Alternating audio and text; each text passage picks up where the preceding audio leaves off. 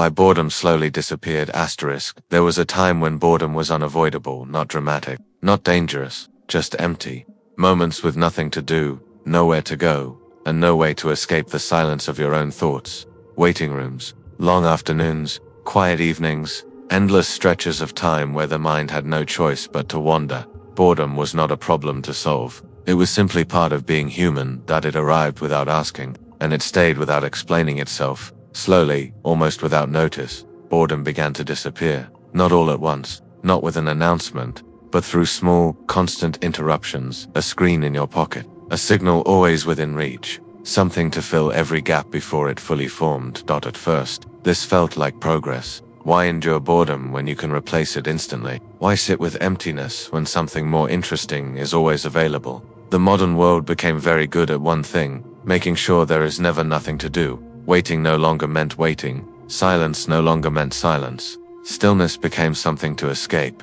Any moment without stimulation started to feel unfinished, as if time itself were being wasted. Boredom slowly changed its meaning. It stopped being a neutral state and became something uncomfortable, something suspicious, something to avoid. If you felt bored, it meant you were doing something wrong, not productive enough, not engaged enough, not entertained enough, so boredom had to go. But boredom served a quiet purpose. It was the space where thoughts connected without direction, where imagination filled the gaps, where the mind rested from reacting and began creating. Boredom was not empty. It was unstructured, and unstructured time has always been difficult to tolerate in systems that depend on constant attention.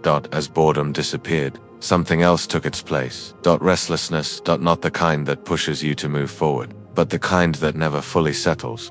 The feeling that something else should be happening, that another tab should be open, that another check should be made. Even moments of rest became filled with light, activity, scrolling, refreshing, switching, not because there was something specific to find, but because boredom had become unfamiliar. The mind adapted. It learned to expect stimulation the way it once expected silence. It learned to avoid the pause before it fully arrived. Now, when nothing happens, something feels missing, and that absence creates discomfort. This is why boredom now feels heavier than it used to, not because it is worse, but because we experience it less often without practice. Boredom feels threatening. It confronts you with thoughts that do not arrive neatly, feelings without labels, questions without immediate answers. In a world designed for instant engagement, boredom asks for patience. And patience is no longer a common skill. The disappearance of boredom also changed creativity. Ideas once emerged from empty time, from long walks, from staring out of windows, from moments with no goal. Boredom gave the mind permission to drift without needing justification. Now, ideas must compete with constant input. The mind has less room to wander freely, less space to assemble thoughts slowly, less tolerance for silence before something appears.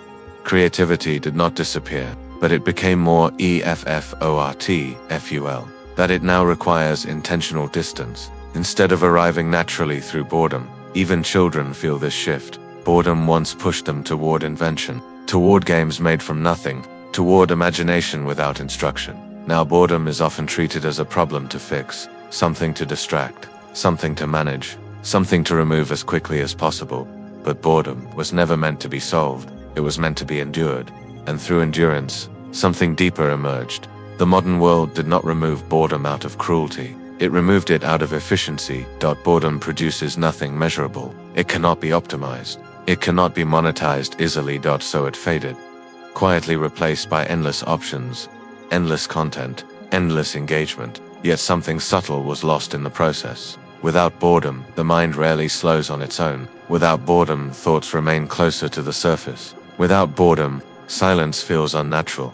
This does not mean we should seek boredom constantly, but it does mean we have forgotten how to sit with it. Boredom was a threshold, a moment between doing and imagining, between reacting and reflecting, between noise and meaning. Its disappearance did not make life fuller. It made it louder.